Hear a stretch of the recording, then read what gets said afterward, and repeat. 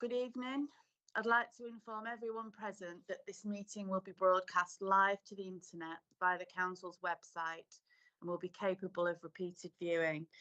The images and sound recording may be used for training purposes within the Council. In order to ensure that the meeting is managed effectively, can everyone please keep to the following guidelines for speaking? Please use the raise your hand function to request to speak. Only speak when invited to do so by the chair. Please switch off your camera and microphone when not speaking, and remember to set your mobile phone to silent for the duration of the meeting. Any views expressed by any speaker in this meeting are the speaker's own, and they do not necessarily reflect the views of the Council. Please be aware that the webcast will continue to be streamed live 20 seconds after the close of the meeting. This is due to a time delay in transmitting live. Okay. So item 1 for this meeting, we've got apologies for absence. Do we have any apologies? From Jill Cross, Chair. Jill Cross, okay. Oh, yeah. And item number 2, to receive disclosures of interest on any matters before the committee. So disclosable pecuniary interests, anyone? Other interests? Okay. Item 3 is to approve the minutes of the previous meeting. Do we have a formal proposer and seconder for both of those? I'll propose, Chair. Thanks, Stella.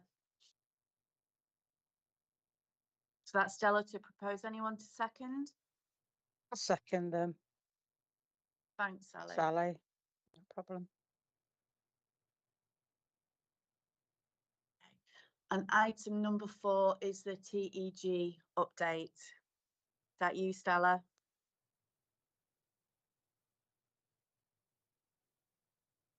Stella? I'll do some of it, but I think Maggie might be more over it. Okay. Maggie, are you happy to start on that?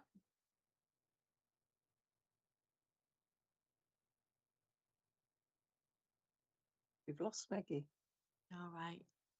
Could you start, Stella? Yes, I'll start. Thank you. So there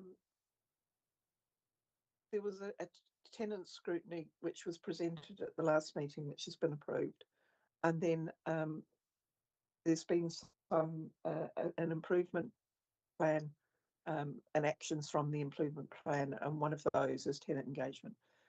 So we had there's been a couple of events, one in Glossop and one in Buxton, where tenants were just coming in to talk to the housing team, and then we had a first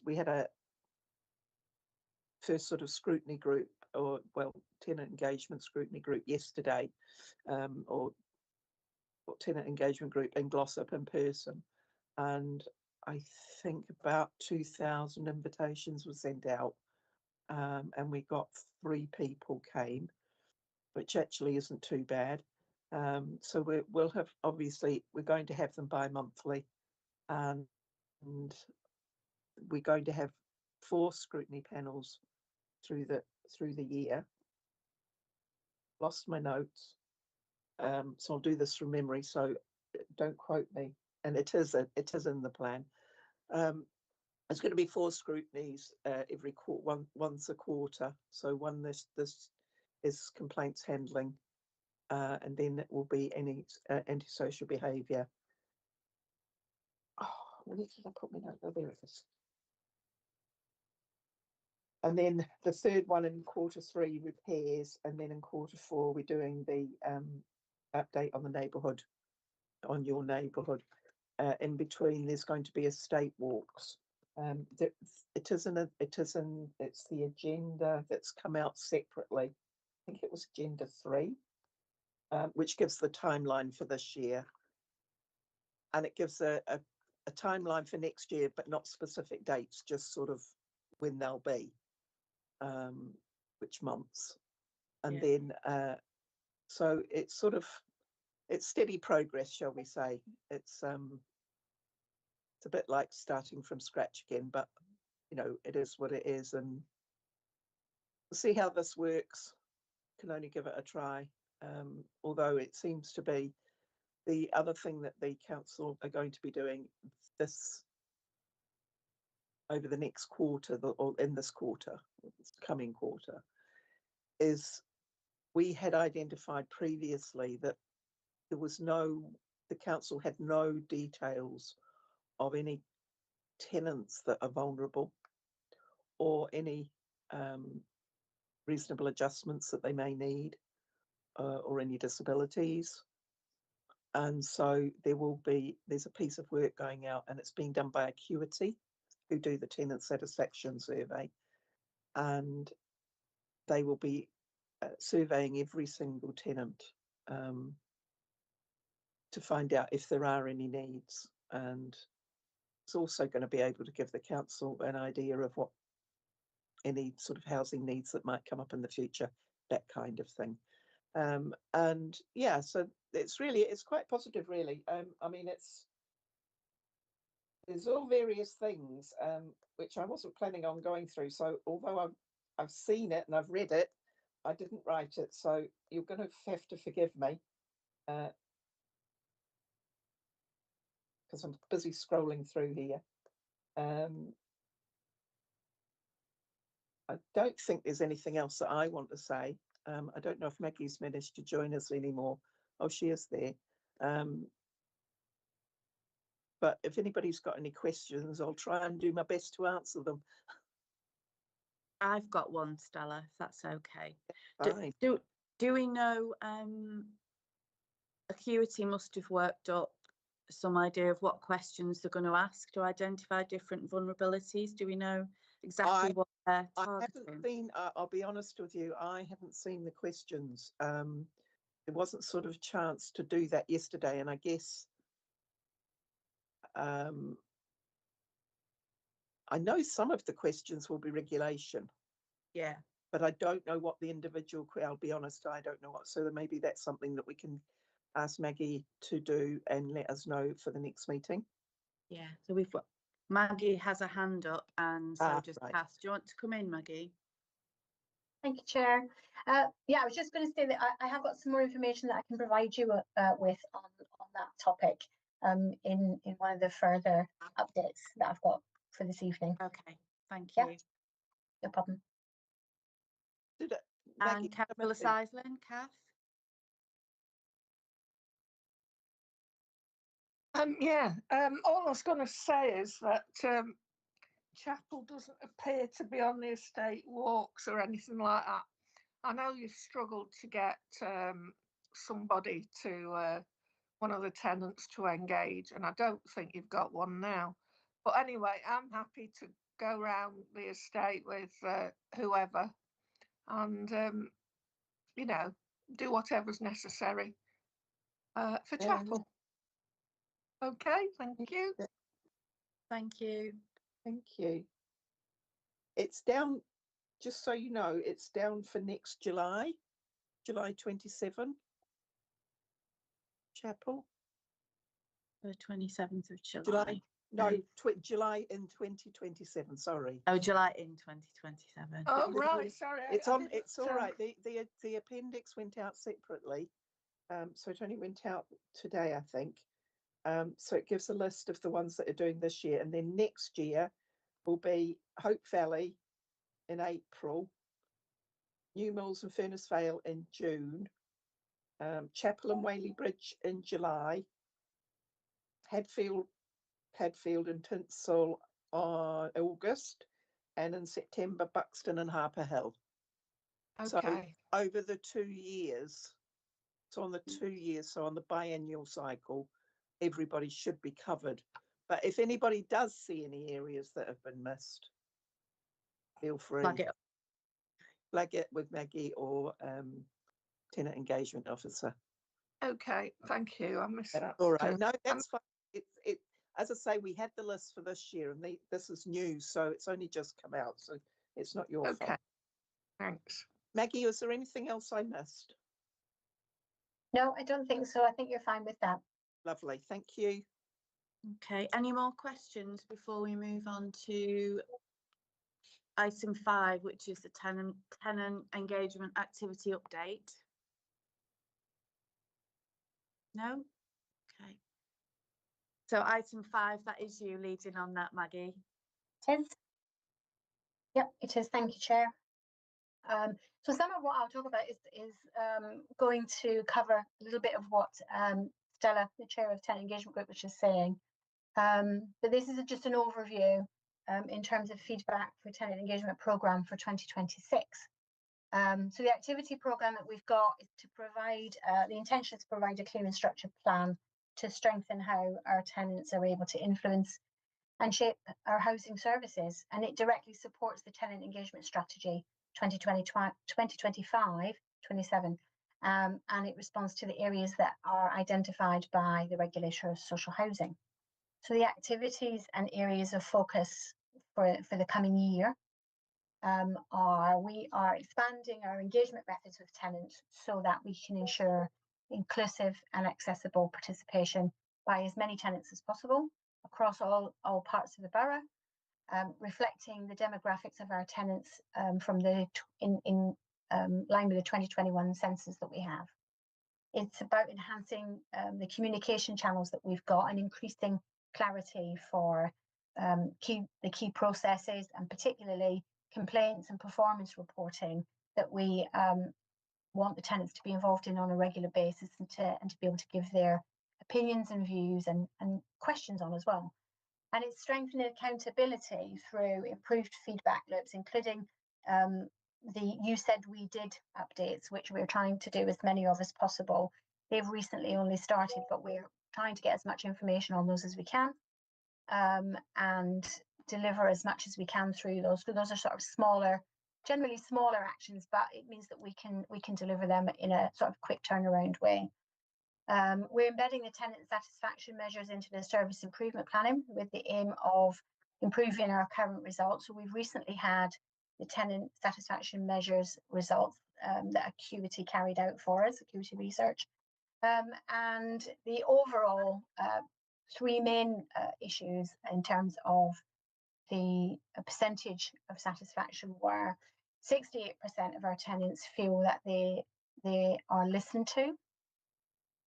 76% feel that they are kept informed by ourselves, and 85% feel that they are treated fairly and with respect by the council. As Stella was saying a few minutes ago, Acuity Research, who normally do the TSM surveys for us, will be undertaking the tenant profiling exercise to allow us to better understand the diverse needs of our tenants. That will help us to ensure that the services and the engagement approaches that we are putting into place as part of the tenant action for engagement reflect who our tenants are, and also give us information about how best we can support them. Acuity have advised that they've estimated that this work will take between 2 and 3 months to complete. And I can bring an overview of the findings to the next housing board. However, Right. what they have said is they will provide us with a whole raft of questions, and we will then select questions from that for them to use as part of the exercise, so that we know and that we have a full involvement in getting the information that we feel we need from tenants in terms of diversity and reasonable adjustment, etc., so that we've got an overall picture of basically who our tenants are and what their needs are. So we've strengthened our direct engagement with tenants more recently through 2 events, which we entitled Your Voice, Your Choice, and they were drop-in events, one in Buxton, one in Glossop, in February. And that was where we invited all tenants. So we've got a whole lot of information out. We put it on the website, we sent out leaflets, so that we could get as many people involved as possible, and they could come along to a kind of drop-in. It was a 3-hour session. Each one was a 3-hour session. We had all the neighbourhood officers were there, various officers from the housing services were there, so that they could answer questions and they could have discussions with those tenants that attended. I have to say it wasn't hugely attended in terms of number on this occasion, but it is a little bit of a learning curve, because what we're trying to do is find the best ways to get the information out to tenants and to allow them to get involved with us in the best way that suits them. So it was a little bit of a learning process, that one. But we have also delivered quite a few You Said We Did actions. Those have been put on the website, and they will be going into the newsletter, tenant newsletter. And those are actions that we've taken in response to requests that tenants have made of us. And so the purpose of those, obviously, is, as I said, to have a quick turnaround improvement as part of our ongoing commitment to have meaningful tenant engagement. From a regulatory and compliance implication point of view, the delivery of this programme for tenant activities is essential to ensure that we meet the Register of Social Housing transparency, influence and accountability standards. Because obviously failure to implement the programme would present a significant risk from a regulatory point of view, particularly given that we've got a C2 grading and we want that to, not to be impacted in any negative way. So overall, the planned programme for 2026 provides a strong framework to enable us to increase our tenant engagement across housing services. It aligns with the regulatory expectations, strengthens the tenant's voice, and it establishes clear routes for improving satisfaction and service outcomes. So endorsement from the Housing Board will help us to improve a stronger regulatory grading and support a culture where tenant feedback really provides input into our services in a meaningful way. I've come to the end of that update now, but I'm happy to answer any questions if anyone has any. Anyone got any? It was, sorry, there was one. Did we have a list of questions that Acuity were going to be asking, Maggie? They will provide us, they haven't provided it yet, they will provide that to us though. And then what will happen is there will be hundreds of questions, and we will select from that group of questions a set number of questions that they will then use so that we can get as much information as possible. And it means that we determine what information we feel we need to be able to do the best that we can for the tenants. Can I ask a quick question, Maggie? Sure. Is there any way that we can coordinate with other council departments that do have information on vulnerability? As I know Revenue do, don't they? They probably will do. I think the issue that we've had is that unfortunately, although we do collate, and we are actually trying to collate at the moment some information, but we're doing that on a day-to-day basis. So for example, when we do sign up for a new tenancy, the officers who do the sign up are now actually also doing a checklist with that tenant to say, do you have any particular needs? Is there anything that we need to know that will enable us to provide you with a better service as part of your new tenancy? So that information is being recorded, but of course we've got a whole lot of tenants already in place and in their properties that we don't have that information on. So although we started doing it, the tenant profiling exercise will glean a whole lot more information for us. Yeah, okay, thank you for that. Anything from anyone else before we move on? No? Okay, next we've got supported housing, which is an overview from the SHIP team, verbal update. Yes, thank you. That's myself. So the SHIP team, this is just a briefing basically to give some overview of what the SHIP team do. And they are the supported housing improvement team. That's what they do. And basically this is just to give you some information about the findings of the work that they do across the borough. And it focuses on what matters most for a strategic oversight of supported accommodation, the quality of the provision of accommodation across the borough, any risks, the improvements achieved within supported housing provision for the residents of those accommodations, and the implications for any future regulatory or commissioning activities. So initially, the overview for the survey's activity is that over a review period, they have They've assessed 9 providers across the borough. 5 of those are unregistered and 4 registered, and that covers 115 units of accommodation across the 9 providers. And that has incorporated 20 scheme visits to accommodations by the 2 officers of the SHIP team. So it's actually, that service is delivered by 2 officers. And the programme work that they did in those visits covered housing standards and safety, the provision of support and the quality of that support provision, the breakdown of rent and value for money of the rent being charged, and obviously the whether value for money is being delivered for the council, the compliance with expected supported housing standards, so to ensure that the accommodations and the provision of the accommodation is in good condition and there's no issues there from a safety point of view. And they also gathered evidence to support environmental health, revenues and benefits, and safeguarding. So those are the issues that they are looking at when they do a visit to a supported accommodation. And the general picture of what's been found over the last year, for example, has been that across High Peak, there are some risks, however, and when they look at risks, what they're looking at is any serious safeguarding concerns, any criminal exploitation within properties, and also any police-led closures that might be linked to violence or county lines activity, and where there might be pockets of good practice, they pay attention to that, and those are noted. But they also look at any vulnerabilities across all the service providers and the accommodation providers. I wanted to give a little bit of an update on a particular provider that was a bit of an issue previously, and I wanted to just make sort of an update on that.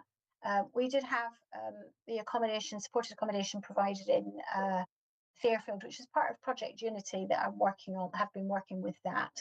And there were some difficulties there. However, I'm pleased to report that over recent months, the intervention, through the intervention of SHIP, and working with the managers there, and they have some new managers there at that project, we've managed to re-establish good communication with them. They now have quarterly meetings with us, which we weren't having before, and that allows the team to be able to see what's going on and to monitor on an ongoing basis. There's an improved staff presence in the accommodation, which was a little bit patchy before and gave cause for concern. There's been significant investment in property conditions, particularly with security and with CCTV, where previously they didn't have any. And they have weekly health and safety checks that have been implemented in the accommodation. There's been an improved multi-agency working and a reduction in police call-outs, because there was quite a high number of police call-outs on a regular basis. That has really dropped dramatically. And then the organisational restructure and new management recruitment is underway at the minute with that particular service provider. And that's where I think all of these improvements have started to really come to the surface. You know, they've made a lot of changes.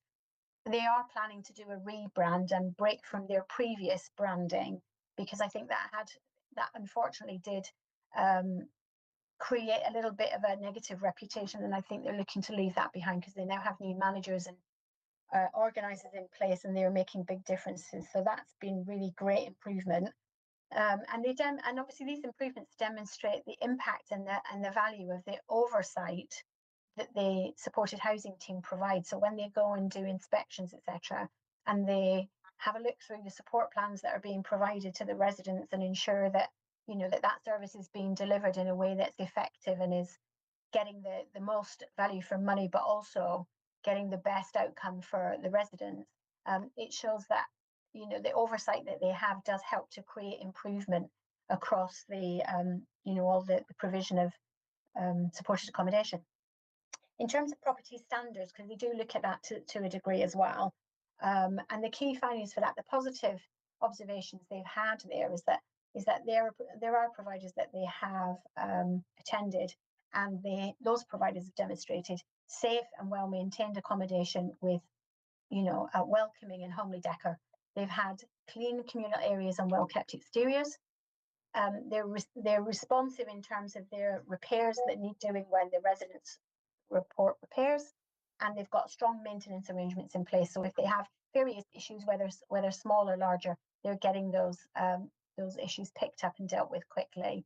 And tenants themselves, when they are, when they're interviewed by the SHIP team, are reporting positive experiences within the accommodation, and they're feeling very safe in the accommodation that they're in. In terms of weaknesses of support provision, there's been some issues and concerns with regard to, in previous occasions where there's been perhaps lesser amount of staff presence in some properties than the SHIP team felt was necessary or required. Sometimes there's been outdated or incomplete support plans. However, the work that the SHIP team are doing has allowed those changes to be made, so that's been really effective. And then in terms of the rent breakdown and charges and value for money, the SHIP team, when they visit a property, will check what the rent breakdown is that's provided by Housing Benefit to make sure that the service provision is delivering the service that they say they're delivering in terms of supported accommodation, support to the resident as well as the accommodation side, to make sure, and also they need to check to make sure that those charges are reasonable and they're the value for money, to minimise the cost to the authority, but also to ensure that, where amounts are being claimed for certain items, that is actually correct. So charges are applied that are applied are being, for services that are actually being delivered. Examples of estimated savings for that situation in terms of checking the value for money. During the work done, there has been savings made to the local authority as a result of that. And when a supported accommodation who is not a registered provider decides to become a registered provider, that action on its own actually saves just over £12,000 for the local authority for the year. And then the SHIP team will actually focus more on those providers that are not registered, because obviously the general costs are more.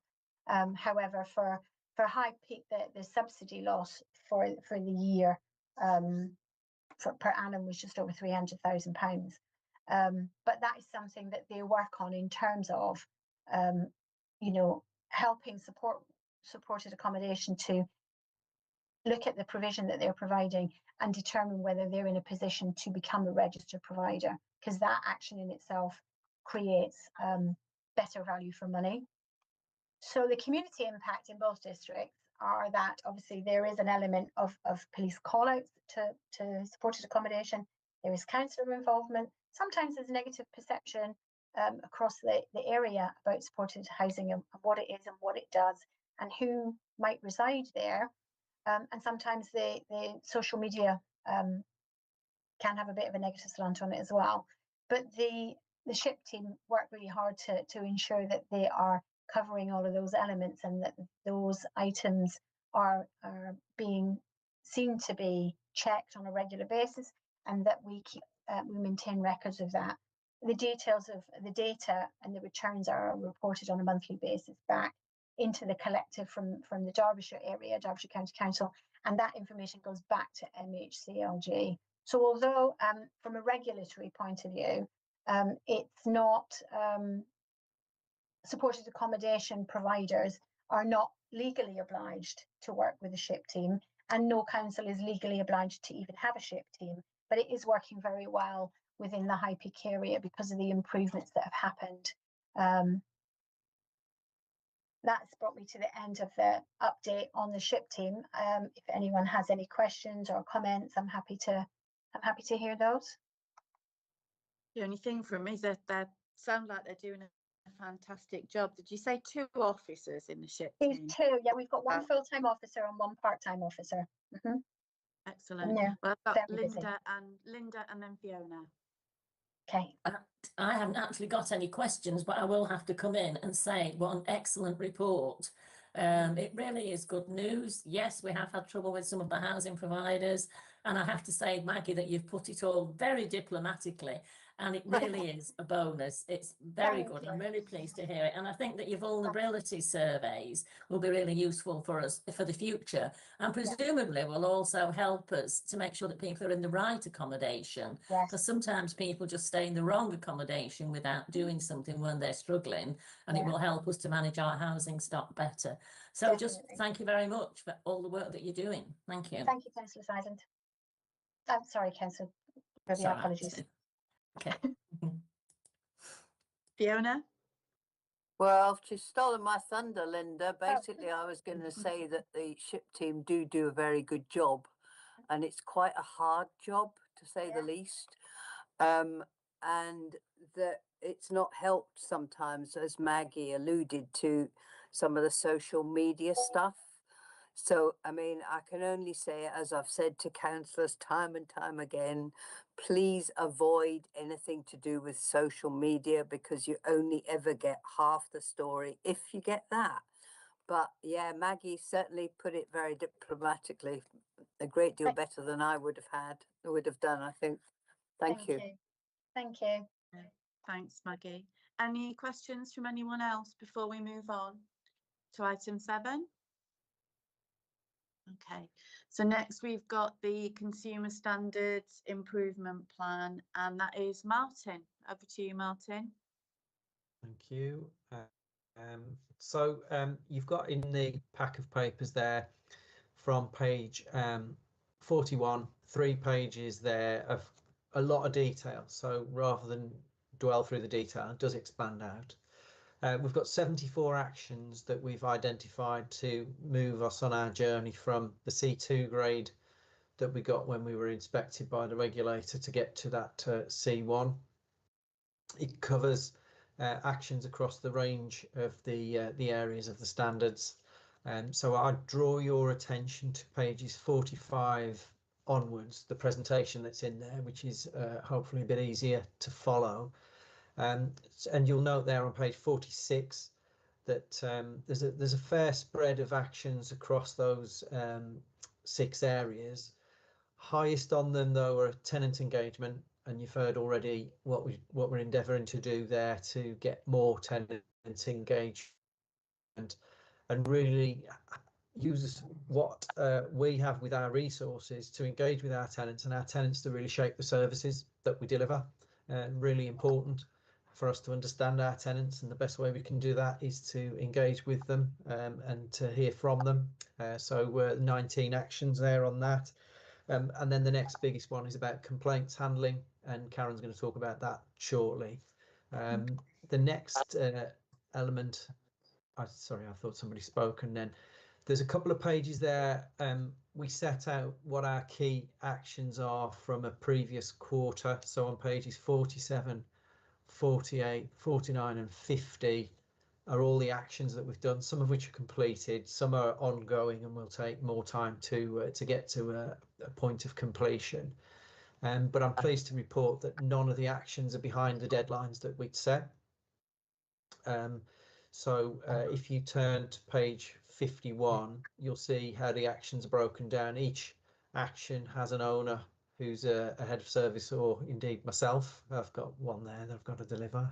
Something must have gone wrong. But none of them are red, which would be over target. We've got a high number there that are on track, or indeed the blue ones you'll see are ongoing. These are things that we continue to do on a regular basis. And so none are behind schedule at the moment.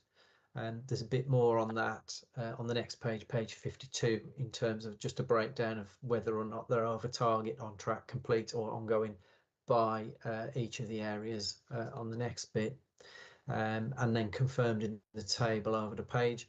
And then page 54 onwards are our priorities for the next quarter. Again, not intending to go through them, but you'll see already some of the themes that we've got there around tenant engagement, doing a lot of work there, the estate walks, which we've already spoken about, and the making sure that they happen. Those that are in the next quarter will happen there. Gamesley, Charlesworth, 14th, 16th, 21st, and Fairfield and Peakdale, 2nd, 4th, 9th, 11th and 16th. But also We're commissioning TSM to help us with a survey of our tenants to understand the diversity that we have within the tenant space and what that diversity might mean for the provision of services, and whether anything needs to flex or change on that. The intention for that is to commission that by the 31st of March. I need to catch up with Maggie to see how close we are to that, because she's dealing with procurement to get that done. But once we get them in, then we can start using the information that they gather to help shape the services to understand the tenant base that we have. And then I just wanted to draw your attention to page 55, stock quality and decency, and that the stock condition survey, we're intending to get to 100% of our stock surveyed over the 2 calendar years of last year and this year, and we're on track. Well, we're ahead actually at the moment on that, and long may that continue. And with the intention that by next quarter we'll be up to 70%, so that we get to December with 100%, and then for 2027 onwards we'll be doing 20% per year, so that if over a 5-year cycle we'll have visited every property. And of course the important part of the stock condition survey is understanding the state of the properties, where we need to invest, how it matches with the investment program that we have around roofs, windows, kitchens, bathrooms. All of that gets considered, but also identifying anything there that might be in need of immediate repair. Damp and mold, if it were found by the surveyor, would be treated, would be put into the system and treated quickly. Because what we've also got to do with our stock condition survey is this is us professionally going out to look at the property, because not all of our tenants report the problems that are in the property, for a whole variety of reasons. So doing that on a 5-yearly basis, as I say, 100% over 2 years, but doing it on a 5-yearly basis after that, really important for us to have a real strong understanding of the stock, what we need to invest. We've got an enormous investment programme, many millions of pounds, and focusing that on the areas of most need is obviously really important. And there's a whole schedule of work as well around health and safety, and what are called the HHSRS factors, which are the elements that relate to the safe and healthy and safe home for people to live in. So 74 actions, none are falling behind the schedule. Really critical for us to maintain the momentum on the action plan, the 74 actions that are in there. There's, as you saw earlier and heard earlier, that there's a number of service areas involved in this. I lead it from an exec director perspective, but all of the work is done by the teams and led by the heads of service, and that's the only way that we'd be able to get to where we're going. So I'm happy to take any questions, but equally, if any colleagues think I've missed something critical, I'm sure they'll chip in, and if we were in person, they'd kick me in the shins. I'll throw something. Anyone want to come in? No questions? No? Okay, thanks very much, Martin. All right, thank you. Okay, next we have item 8, which is the performance information. And is that you again, Maggie? It's me again. Yes, it is. Thank you. Okay. Let me just get my info. So I'm intending to start with this performance update with the antisocial behaviour data. And the reason I'm doing that is because obviously you'll see on the performance report you've got there that it does look at the tenant engagement first, but we have gone through that separately. And then also there were the complaints, but I know that Karen has a separate report to do on the complaints. So those 2 items I'm going to leave, and I'm going to move straight on to the antisocial behaviour, give a bit of an update on that. So obviously antisocial behaviour continues to follow very similar patterns to what we've been seeing for a while now, with Q3 has given us a sharper picture of what's going on. And between April and December 2025, there were 80 cases of antisocial behaviour in total, which I think is probably quite substantial in volume for that period. As previously mentioned in our January meeting, Glossop, Tin Twistle, Hadfield and Padfield account for the largest numbers, and those areas between them make up 40% of all cases recorded. Noise nuisance is still the most common issue, with 27 cases over that period, and that lines up with what I reported in the January board. In terms of cases of aggression and violence, we have a total of 19 cases out of that 80 reported cases, which is a relatively serious EASB category, I think, but again, similar to the January report in numbers for these neighbourhoods. I think it's the range of types is worth noting, and they are everything from criminality to nuisance behaviour to dog-related issues. Although we have seen spikes in some of the categories, and there were,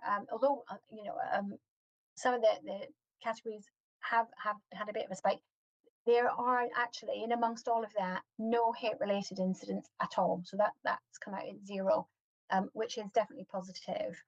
And of the 80 cases recorded over that period, 64 have now been closed. So that, and it's actually just leaving open those that have been left open. It tells us that the majority of the workload is being resolved in real time on a day-to-day basis. And the team continues to use the standard tools available for antisocial behaviour, things such as home visits.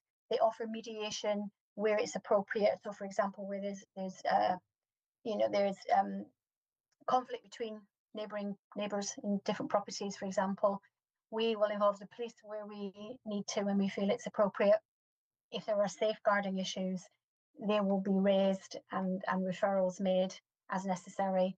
And we've even had instances where we have had to contact the RSPCA and they've had to intervene where sometimes pets have been part of the issue. But it's clear from the Q3 data that antisocial behaviour remains an area which is ongoing in terms of issue. We are doing joined up working, and especially as we appear to be seeing some issues in the same patches generating most of the activity, we are trying to collectively deal with that and deal with those cases as quickly as possible, so that not only is it dealing with the cases, but it means that the other neighbouring properties and other tenants in the neighbouring area are able to not have to be concerned with it. So we are working very hard on the antisocial behaviour side of things to reduce that as much as possible and to ensure that we are dealing with issues as and when they become an issue, and not allowing that to go on any longer than absolutely necessary, so that we're dealing with it quickly.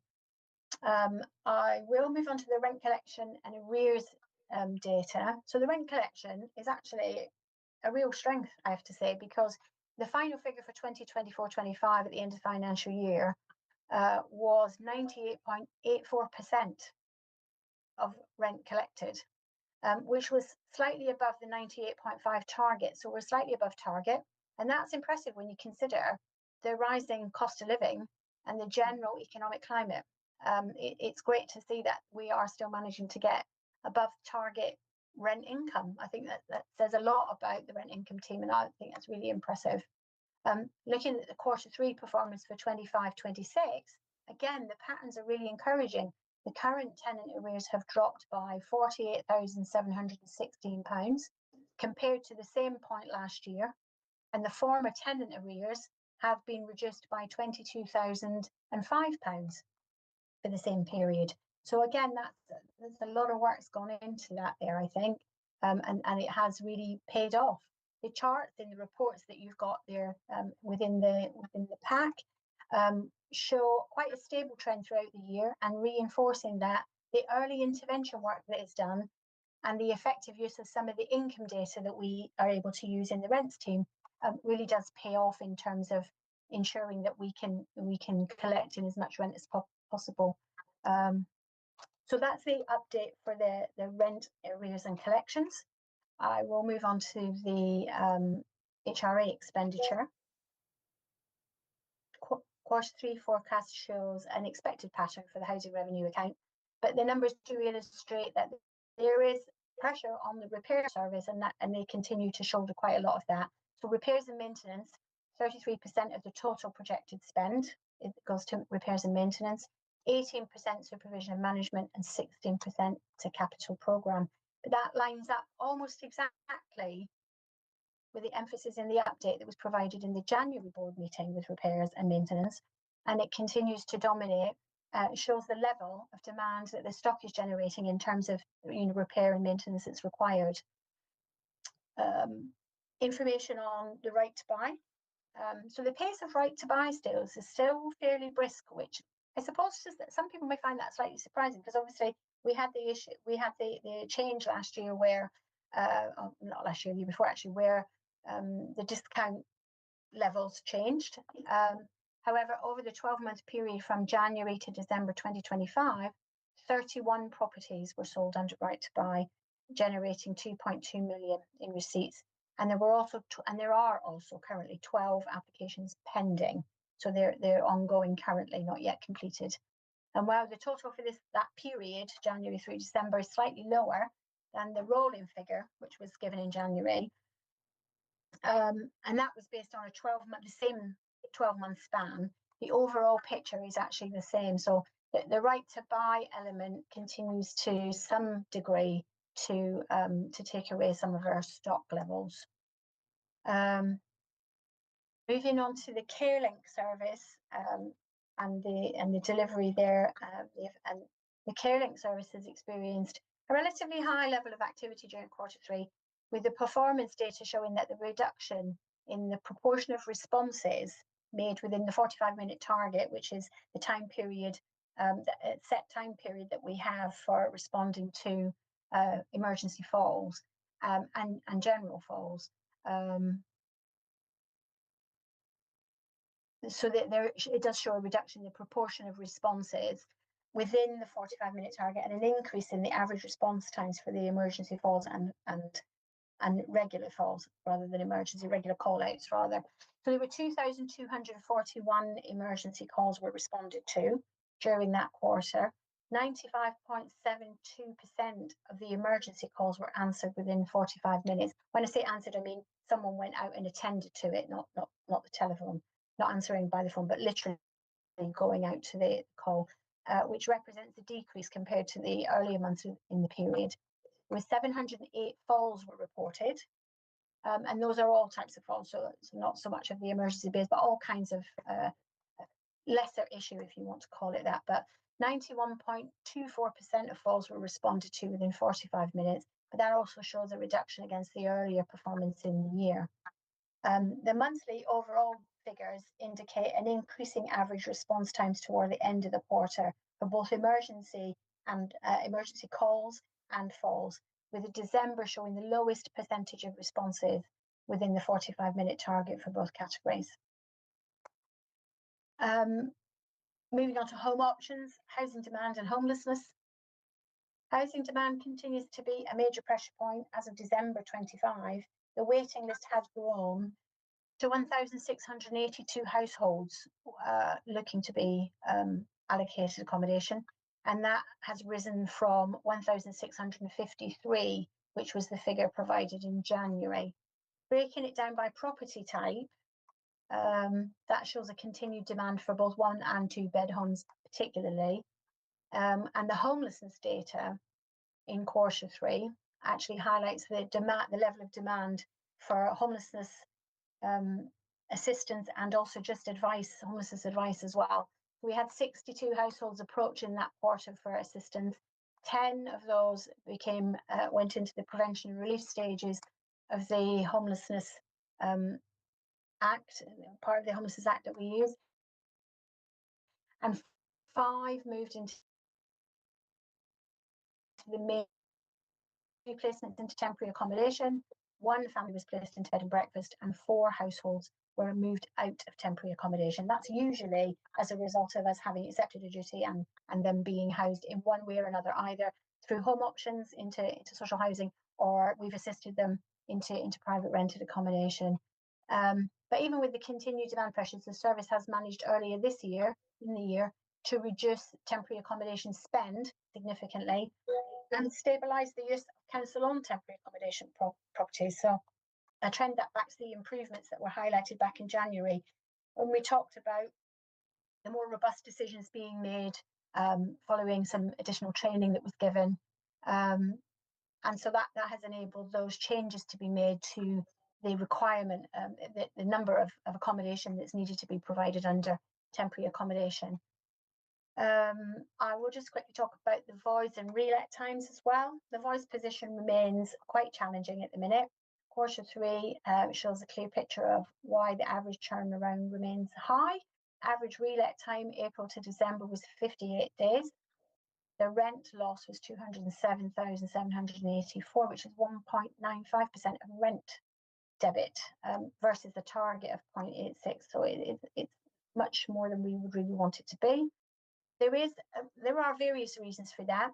One being, well, I will give you a few reasons, but obviously there's a handful of reasons for those.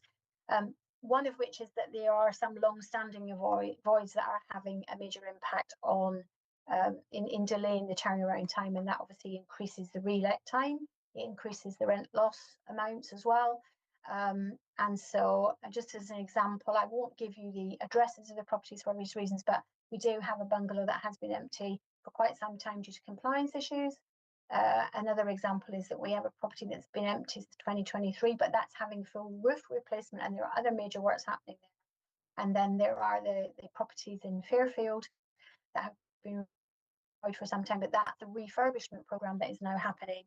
And so very shortly they will be probably in a position to start being relet again, but they've been void for a while. And again, that has an impact on the overall average relet time and also the rent loss. So at the end of December, there were 43 properties currently under repair at that time, 21 of which required major works and 29 were ready to let, but the ones ready to let were mostly retirement flats, bedsits, or older persons units. There has been an independent review of the voids process carried out by Sharon France, who is also in the meeting, and that has now been completed. So that should help to reshape and improve the voids process going forwards. And the quarter 3 data obviously confirms, based on what I've just said, that this review that has been done by Sharon has really been, a timely, considering the scale and the consistency of the delays that I've just mentioned in terms of the period. I do have some information on tenant engagement, but I'm actually not going to go through that again because I know that I've mentioned it, Stella has mentioned it, and I know that Martin has also mentioned it, and I don't want to drive you all around the twist with it. So I'm going to come to an end there. And if anybody's got any questions on anything that I've covered, please do let me know. Any questions for Maggie on any of that? Linda? Just thanks for all that again, Maggie. Just on the voids process, yes. I'm really pleased to see that you have taken some action to improve the speed at which we do a relet. Maybe for next time, can we just have some idea of what a normal, if you like, if there is such a normal thing of dealing with the voids? Yes. So what is the sort of turnaround time, generally speaking, of a property? Yes. That's all really. Certainly, I can assure we have that. That's not a problem, Councillor Gribby. Thank you. Thank you. Can I ask a quick question about the antisocial behaviour? Yeah, of course. There was a disproportionate amount in Glossop, wasn't there? Was that particular properties making repeated complaints, or was it kind of spread about? It is spread about. I mean, that is an element, but it's not the main issue. But yeah, and it was very similar. If we look back to the January board data, it was very similar then as well. But we're familiar with that. We're aware of what's happening there, and obviously we are actually in collaboration not only with the police but also with our community safety team as well. We're working with them. There has also Sharon again has done a piece of work on the antisocial behaviour policy, and also drafted a new policy on the good neighbourhood agreements, so that we can start using those across all of our tenancies where there are issues, and certainly in that area where there's seems to be a higher level of reporting. So we have some things in our toolkit that we're going to be able to use going forwards. Okay. Yeah. Thanks very much, Maggie. You're welcome. Has anyone else got any questions for Maggie on any of that? No? Okay. So last item on the agenda, complaints reporting, handling and monitoring. So I've got Karen and Vicky on that. Sorry, Rachel, did you need to come in? No, just to remind the chair that Vicky was going to come in at this point. Oh, Vicky, sorry. Yeah, that's Vicky, sorry, my hand's up just to come in. to So remind me. I'm not going to elaborate too much on the slide that's there around the stock condition survey programme, because I think Martin covered that quite comprehensively when he spoke about the consumer standards improvement plan.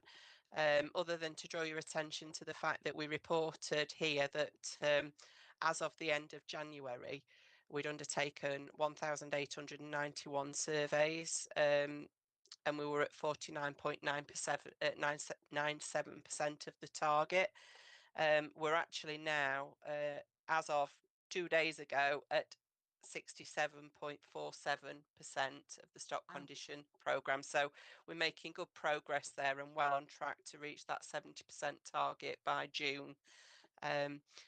The only other element really that I would draw your attention to, and Martin has alluded to this as well, is the stock condition survey findings that we've identified there. And these are the themes that are coming out of what we're finding as a result of the stock condition surveyors attending properties.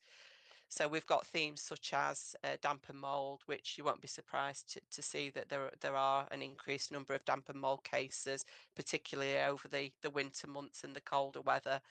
There's other elements here which are electrical hazards, falls, potential other issues around structural issues and collapse, but these in particular were around things like outbuildings rather than, you know, severe issues with property, the main property. So these are highlighted because these do come up as being elements that are identified as the HHSRS 29 themes that are investigated that come into the decent homes criteria. So that's all I really want to say. Unless anyone's got any comments on stock condition survey, I will move on to talk about the landlord stock quality and safety, which is on the separate PowerPoint slide that was attached with the agenda pack. So I'm just going to do a summary of that, if that's okay. Yeah. And around compliance and repairs. So the gas compliance figure is at 99.58%. And again, this is the most recent information from just a couple of days ago. So I'm giving you the information bang up to date as best I can. There are 15 properties currently overdue for gas compliance, but they're all less than a month overdue. So they're not outstanding from a long time. We're working with neighbourhoods. Alliance North are working closely with neighbourhoods who are assisting with access arrangements where possible on accessing those 15 properties. Similar position really with electrical compliance, it's 96%. We're currently looking at the process and reviewing the no access arrangements, trying to get into those properties that we've not been able to, along with support from neighbourhoods, again, similar to the gas compliance situation. Fire compliance, there's 100% of fire risk assessments have been undertaken, but just to give you a bit of an overview on the outstanding high risk fire risk assessment actions. These are things like compartmentation works, fire stopping and replacement fire doors, which are all generally part of the capital programme works that are being undertaken. But I am pleased to report that there will be several remedial actions that will be completed in April. So they will be things like the replacement fire doors at Homely Gardens and Northlands, and there are replacement bin stores being put in place at Queen's Court as well, which form part of those remedial actions on that FRA list. Water safety, asbestos and the lift compliance is all at 100%, so we're in a good position with those. And then really I just want to highlight damp and mould in particular, and as I said earlier, there is an increase in the number of damp and mould cases, and it's a combination of things with damp and mould. It's the time of year. We're picking up a higher number of damp and mould cases because of the stock condition surveys. And of course, we're getting more tenant reporting at this time of year as well regarding damp and mould. But I do want to say that we are monitoring performance to align with AWAB's law. We don't have any emergency 24-hour hazards that have occurred in connection to damp and mould issues, and we haven't had to rehouse anyone for severe damp and mould, emergency damp and mould issues. We're currently attending and inspecting 97% of reported damp and mould cases within the 10-day target. And any tenants that we're aware of with vulnerabilities are being prioritised for those inspections, for those property inspections. So in most cases, it's within 3 days, but usually within 24 or 48 hours, wherever possible. We've got 33 open damp and mould cases at the moment, and that is just what's sitting on the repair system at the moment due to the numbers that are coming in. Stock condition surveys, as I mentioned, we've done 2,379 surveys completed today, and that represents 62.47% of the stock that we've surveyed so far, and that decency figure is sitting around 94% at the moment. We don't have any overdue emergency or priority repairs, and that includes anything that relates to HHSRS hazards in the repairs reporting. So that's my section, and a bit of a whistle-stop tour to repairs and compliance, but I'm happy to take any questions if anyone would like to raise anything. Thanks, Vicky. Any questions, anyone? No, I can't see any. Thank you. Okay, so last item on the agenda, item 9, and that's Karen. Me. Hi, No, Karen. Thank you. Thank you, Chair. Good evening, everyone. For those who don't know me, I'm Karen Lomas, Head of Customer Services, and customer feedback falls within Customer Services workstream. The presentation is in the pack, but I'm going to share my screen as well and go through the slides. So I won't be able to see anybody if they put their hands up, so perhaps questions at the end if there are any questions, if that's okay. Hopefully, we'll share. Someone can let me know if they can see it. That's fine, Karen. Yeah, is that okay? Thank you. Yeah. Okay, so yeah, it's a presentation with regards to the reporting, handling and monitoring of complaints.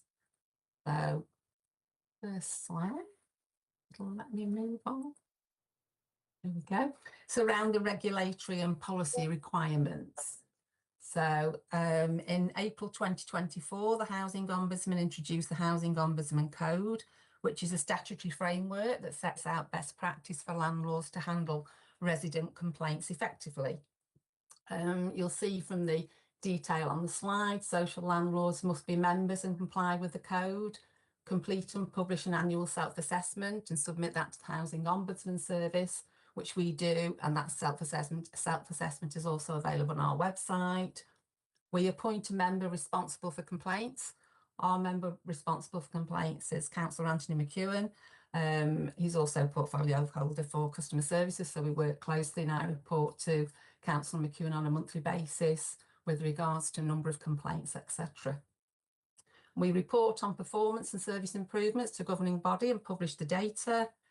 And then the regulator of social housing requirements requires social landlords to ensure complaints are addressed fairly, effectively and promptly. And it specifically requires social landlords to ensure their approach to handling complaints is simple, accessible and publicised. And landlords must provide accessible information to tenants about how tenants can make a complaint to their landlord, the landlord's complaint policy and handling process, what tenants can do if they're dissatisfied with the outcome of a complaint and how that complaint was handled, and the type of complaints received and how we have learnt from complaints to continually improve our services. I'll go on now to complaint performance. So complaints performance, this is as at Q3 2025 with a comparison of the same time 24-25. You'll see a slight increase. So we had 77 complaints in 24-25 as at Q3, and that's gone up to 87 for 25-26. 16 of which in 24-25 were escalated to stage 2 and 24 escalated to stage 2 in 25-26. Since the introduction of the code, we've seen an increase in complaints as we've carried out training and encourage our officers to report any dissatisfaction of service reported to them. And the complaint handling code states that a high volume of complaints must not be seen as a negative, as they can be indicative of a well-publicised and accessible complaints process. Low complaint volumes are potentially a sign that residents are unable to complain. So through, like I say, we've seen a slight increase, but that's not to be seen as a negative. It shows that we are listening to our tenants. Following investigation, complaints are then closed and categorised as justified or unjustified in the following categories. So it can be classed as upheld, accepted, completely at fault, partially upheld where we've accepted some responsibility, and not upheld where we accept no fault. So the tenant's chosen to make a complaint, felt something had gone wrong, but when we've investigated, actually we're not at fault. But it doesn't mean that tenants can't make a complaint. So just a summary there of the justification. So of the complaints made, there were of the 87 complaints made, 15 accepted fault, 26 a partial fault, and 46 no fault at all. To the next slide. This is breaking it down into service area. So the volumes of complaints by area. Not surprising, tenancy and repairs are the higher volumes. I think it's around 30 tenancy and repairs, 31 with gas repairs, an additional 13. When we put that into context with the numbers of repairs that we carry out on a year, it's an average around 16,000. And the numbers of complaints do seem quite low. So it's just as a comparison there. Response times. So responding to what we call a stage 1 complaint, that should be a response time of 10 days. And if the complaint's escalated to a stage 2, it's a response time of 20 days while we investigate and respond to the customers. 100% are acknowledged on time. So we're acknowledging within the 3 working days. And 81% were responded on time at stage 1 and 96% at stage 2. And this is an area that we are looking to see an increase on the response times. We're encouraging officers to communicate with customers and agree an extension if further information is required. So it's important that we are keeping in contact with the tenant to let them know at what stage we're at with the investigation and to increase the response time should that be required if we need further investigation. Once it's gone through one complaint stage of a stage 1, and then if necessary, it's been reviewed at a stage 2 by the executive director. The tenant, if still dissatisfied customer, has the option then to refer the case to the Ombudsman, who will review the case. Of the complaints that we received in 24-25, 4 cases were referred to the Ombudsman, and again the same as at Q3 25-26, 4 cases referred. Some of the cases are due to the demands with the Ombudsman, the sheer volumes they have. It's taking up to 6 months in some cases for a decision. Once we receive the decision, we then act on that and liaise with the tenant.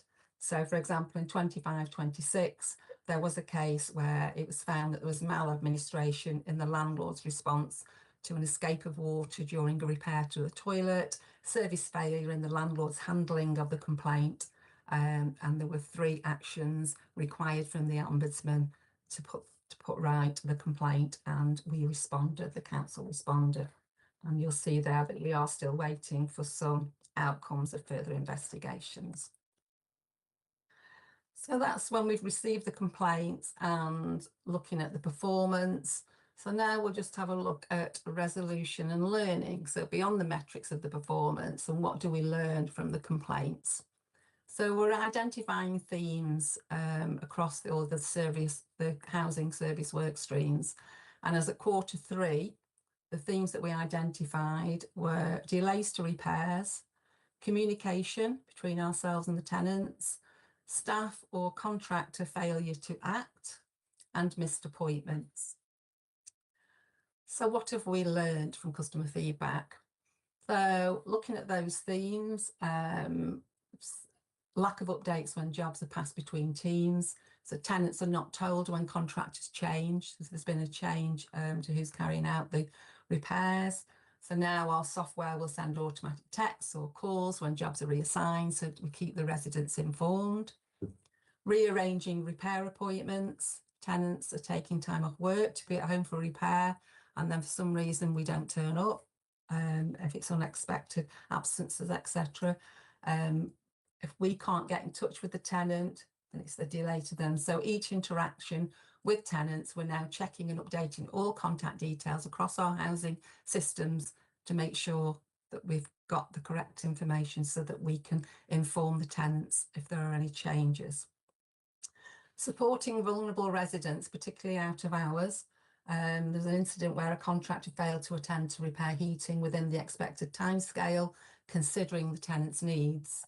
So now we've put in processes and procedures in place, checking vulnerability markers are up to date across all our housing systems so that we can prioritise jobs accordingly. I know that's sort of what we were talking about earlier, what Maggie was adhering to with the vulnerability marks, etc. So standard of property at sign up. So actions, repairs identified at sign up in time for the tenancy start date. Officers now to check and update the property meets the required standards before agreeing the tenancy start date. So those are some of the examples of the feedback that we've received and the changes that we've made and the lessons learned. What are we doing to improve? So with effect from December 2025, monthly meetings are now taking place between colleagues and heads of service to monitor and review performance, analyse trends and reason for complaints, and agree any changes to working practices based on the findings of the analysis. We've also introduced customer satisfaction surveys following the closure of a complaint, and we will contact customers who express dissatisfaction to understand areas for improvement. This has been implemented with effect from the 1st of March, so I haven't got any reporting on that just yet. The reports will start in April.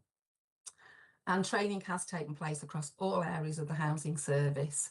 And the training includes how to recognise and report a dissatisfaction of service, our complaints process, how to respond to a complaint, and any learning from complaints.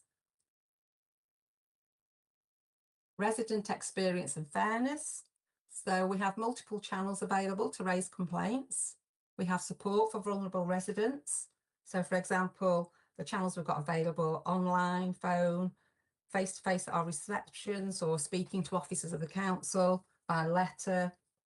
We've got support available to vulnerable customers by customer service staff on the phones or at our receptions, and also the neighbourhood teams. The resident feedback is used to improve the process. Performance is reported at tenant engagement group and at housing board, and also with the tenant scrutiny panel. As mentioned earlier, I am attending the tenant scrutiny group on Tuesday next week, where we're going to go through the complaints process. Just to conclude, and board assurance, the assurance that the board can take are that complaints are handled in line with the regulatory requirements, performance is monitored and actively managed, the Ombudsman findings are complied with and learned from, and complaints are driving service improvement. Stop sharing. That's the last slide.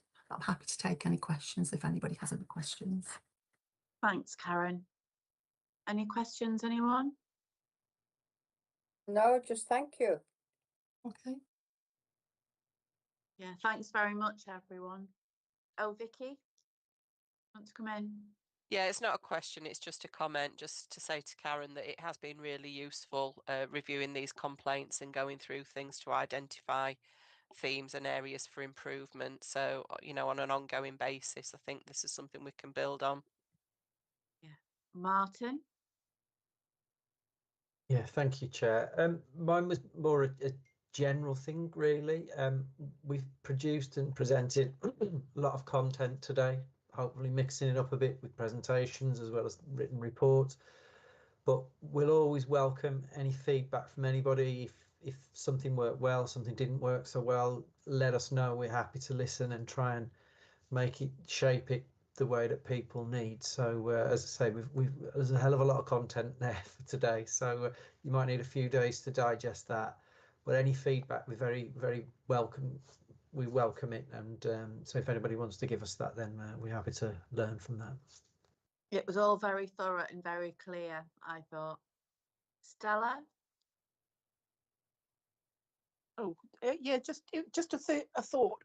I know we don't advertise it sort of generally, but this is live streamed on YouTube, and it is available for people to look at on YouTube afterwards. So it should go into the newsletter, and it should go out to tenants to say that they're quite welcome to sit and view this. And because all of the packs and things like that are for tenants, I know they're for everybody else, but tenants might find them useful, especially for a transparency. I found today really, really useful. But it was just a thought that I don't ever see them advertised, and I just thought, you know, maybe that's something we should be doing. For the Excellent future. feedback. Yeah. Yeah. Maggie? I think that's a great idea, Stella. And I think that when we do the newsletter, because we are now going to be doing 4 newsletters a year instead of 2, we're going to do them with each season. And I think we can look to see if we can put a link into the newsletter to these meetings. Yeah, that's a really good idea. Might increase engagement as well. Yeah. Well, thanks very much, everyone. Unless anyone's got anything else, that's it for tonight.